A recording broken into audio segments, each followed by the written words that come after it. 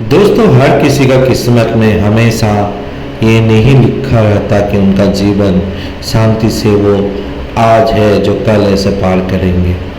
ये दीदी जो एक समय बहुत ही शांति से अपना जीवन पार कर रही थी, लेकिन अचानक एक घटना ने इनका जीवन का पूरा मोड़ ही चेंज कर दिया। आज ये दीदी अकेले जूझ रही है इस समाज से, अपने लड़के बच्चे को बड़ा करने का, पढ़ाई का सब कुछ अपने माथे में लेके दर बदर भटकते हुए आज ऐसा दिन आ चुका है कि दीदी खुद बीमारी के चपेट में आ चुका है।